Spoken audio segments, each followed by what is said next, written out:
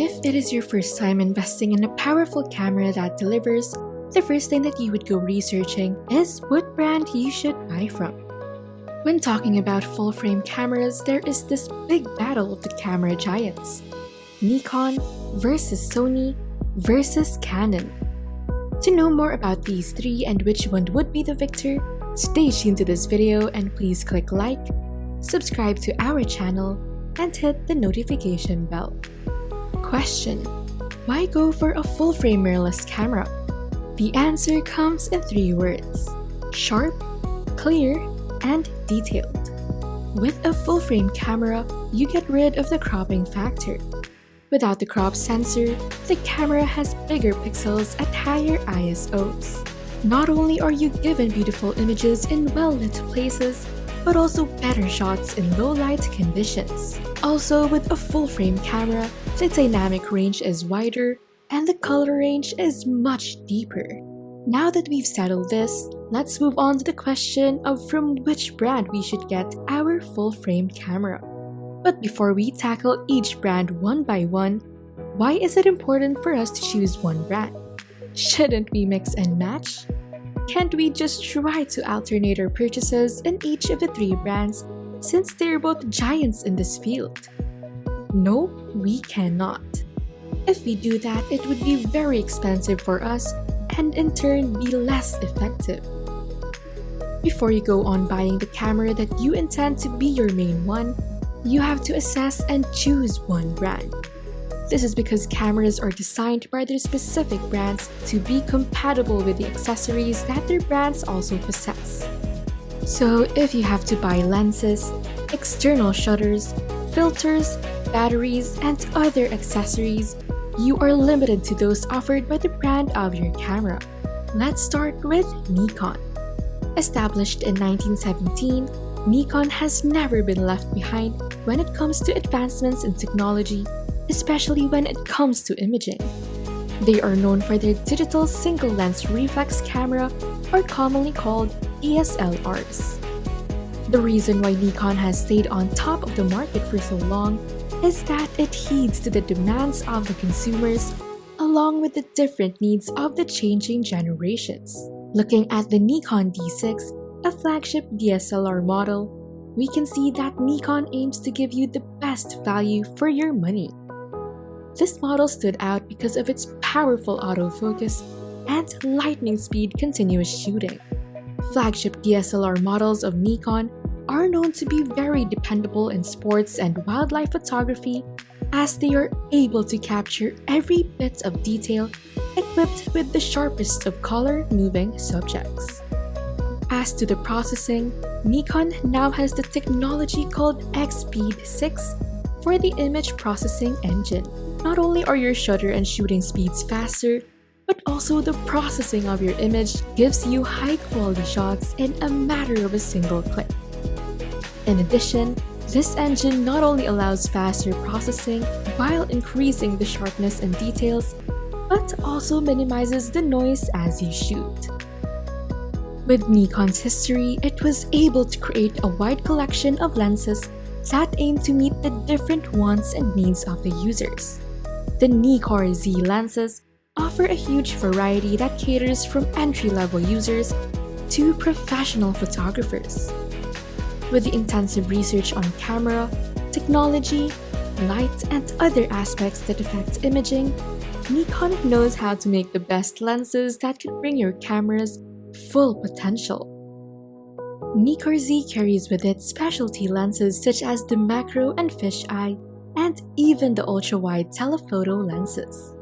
If you wish to start with one at a lower price range, you can go for the Nikon D7500 at $1,000, giving you 20.9 megapixels. Aside from high-quality images, you can also create 4K Ultra HD videos. You can also opt for the Nikon D500, the flagship of the DX series, which has almost the same specs as the D7500, but comes with more focus points, giving you a more detailed image, priced at $1,500. Should you wish for a camera with intense image stabilization, the Nikon Z series might be for you starting off with Z50 at $900. This gives you a 20.9 MP all the way up to the Z9, which is the most powerful Nikon to date, with a 45.7 MP stacked full-frame sensor at 20 frames per second and packed with a whole lot of features at $5,500. Quite at a higher range, but you can always go for the mid-range ones like the Z7, which is also at the same megapixels but not stacked, and lower FPS, but half of the price of the Z9. Nikon is also pretty beginner-friendly as the terminologies used in their product features are easy to understand and not all technical. Nikon also carries with it the Snap Bridge app that connects the gap between your camera and your other devices, making your editing, posting, and publishing so much easier. Now let's move on to the next, Canon. When we see cameras and camera lanyards with the EOS embedded in them, we immediately know that it's a Canon. Like the Nikon, Canon has been there for ages and has stayed in the market because of its passion for improvement. Its research and development team is known to be invention-focused, seeking to create more solutions to the changing world's demands and needs. Its vision and mission are global and are intended to impact in the long run. And how does Canon seek to achieve this? By combining their core competence technologies with the fundamental technologies, seeking to grow and to improve with each passing moment. Canon also has a wide range of cameras from the entry-level to the top spec ones.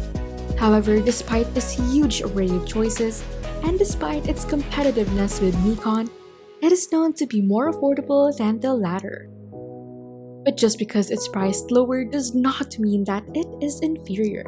Canon cameras have a dual-pixel autofocus system. This is a system that allows the camera to quickly achieve focus and sharpness. This is possible since every pixel on the sensor of the camera has two distinct light-sensitive photo bodies, and these bodies can work separately and can sometimes work together. This is what's unique in this brand and what makes high-quality videos and stills. Canon also has a range for affordable cameras. The Canon Rebels are on the entry-level rates and are suggested for beginners. With its newest model, the T7, priced at only $500, you can already get 24.1 megapixel CMOS and full HD 1080p videos. It also carries with it the Digic 4 Plus image processor that gives you fast image processing and smooth and natural continuous shooting.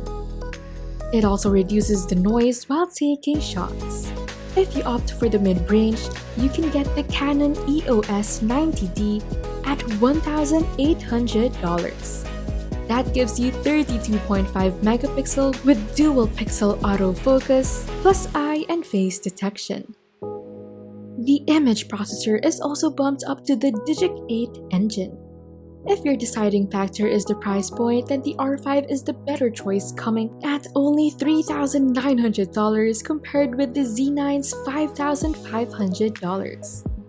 When placed side by side, the Canon R5's advantages against the Z9 are the weight, as it is half of the weight of the Z9, the higher ISO performance, the number of focus points, which is almost double, the higher viewfinder resolution, and the low light ISO performance. The only problem with Canon is that it has a limited lineup in the full-frame mirrorless segment. Last but definitely not the least, Sony. Yes, when talking about cameras, Nikon and Canon immediately come to mind.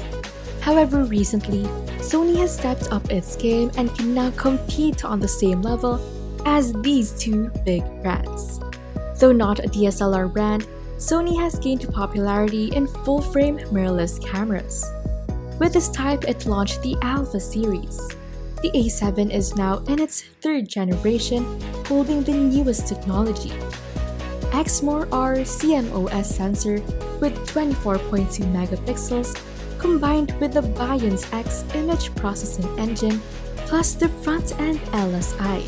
Compared to its predecessor, it has a readout speed that is twice that of the former, while processing these data is 1.8 times better. This is where Sony differs from Nikon and Canon. The reason why it does not immediately release new generations of its model is that it invests more time in its research and development and seeks to add a whole lot of features to the newer products. Though there are other reasons that would make you choose Sony over Canon, the A7 III has a better battery life, double that of the R5. It is lighter, has a larger viewfinder, and has better ISO performance in low light conditions. When you look closely at the Nikon and Canon cameras, some of their models carry with them sensors that are manufactured by Sony. The Nikon Z7 and the Canon EOS R3 both carry with them Sony sensors. All in all, can we really say which one won in the battle of the camera giants? We cannot really say for sure. At the end of the day, whichever brand you may choose, it is still the way you use it that will matter more. You grow as a photographer, and whichever camera you hold, it will surely grow with you. So what did we learn from the Nikon versus Sony versus Canon battle? It's probably that we are thankful that these three brands exist as giants in this field. Because of the competition that they've built up among each other, and with the continued drive to excel over the other, we are offered the best cameras we deserve. So for more videos that feed the photographer in you, please hit like, subscribe to our channel, and hit the notification bell.